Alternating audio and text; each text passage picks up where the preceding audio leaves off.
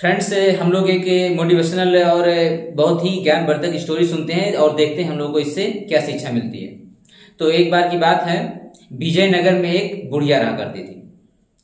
तो एक बार 4 चोर वहां पर आए और बुढ़िया से बोले कि हम लोग यात्री हैं और बहुत थक गए हैं और यहाँ पर आपके यहाँ उस बुढ़िया के घर पर रूम लेकर कुछ दिन रहना चाहते हैं।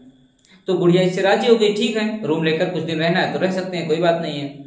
फिर वो जब चारों चोर थे, लेकिन बुढ़िया से तो ये नहीं पता था बुढ़िया को कि हाँ ये चारों चोर हैं, तो ये चारों बुढ़िया के घर रहने लगे और शाम को निकल जाते थे और बहुत सारा धन दौलत सोने चांदी चोरी करके लाते थे और फिर इस बुढ़िया को दे दिए कि हाँ तुम इसको अच्छे से रखना और जब हम चारों लोग इकट्ठे होंगे तभी इसको तुम देना, नहीं तो फिर नहीं देना।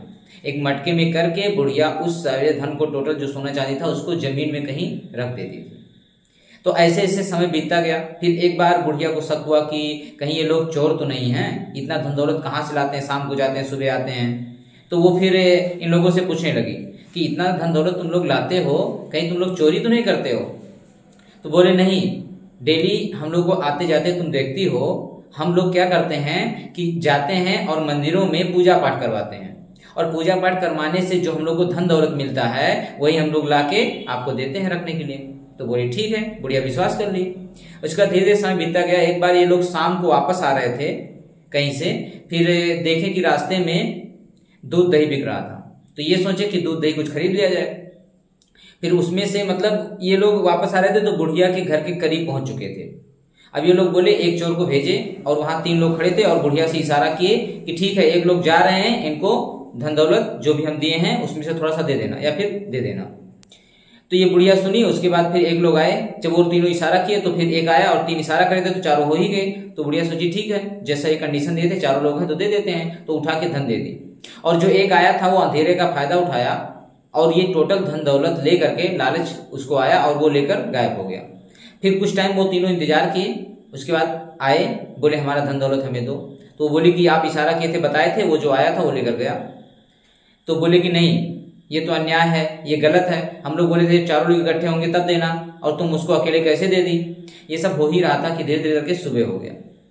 तो विजयनगर में जो मंत्री था तेनालीराम, वो वहां से जा रहा था, इस सारी बातों को सुना और समझा। उसके बाद वहां के जो राजा थे कृष्णदेव, वो भी सुबह निकले थे पैदल यात्रा पे, तो वो भी सारी बातों को समझे। तेनालीराम उनको सारी बातों को बताए। फिर एक बार अच्छे से बुढ़िया से पूछे ऐसे ऐसे हुआ है, बोले हाँ। फिर इन लोगों से, तीनों से पूछे क्या तुम लोग ये कंडीशन बुढ़िया को दिए थे कि हाँ जब हम लोग चारों लोग रहेंगे तभी तुम धन दौलत को देना? बोले जी हुजूर, हमने ऐसा ही कहा था। तो तेनालीराम बोले ठीक है, तो अभी आप लोग कितने लोग हो? तो बोले सर 3 लोग। तो 3 लोग हो तो जाओ उस चौथे को भी ढूंढ के लाओ, फिर अपना धन दौलत यहाँ से ले जाओ।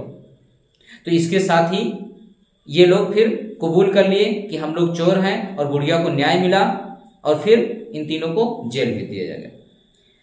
तो फ्रेंड्स, इससे हम लोग क्या सीख मिलती है कि सही समय पे, सही सिचुएशन पे हम लोग को सही निर्णय लेना बहुत जरूरी होता है। और यदि हम किसी भी चीज को बार बार 1-2 बार सुनते हैं अच्छे से, तो उसी में हम लोग उसका सोल्यूशन ढूंढ पाते हैं और हमें अच्छा निर्णय लेने का मौका मिलता है। ओके फ्रेंड्स, उम्मीद है इससे आप लोगों को कुछ शिक्षा जरूर मिली होगी। Thanks for watching, best of luck.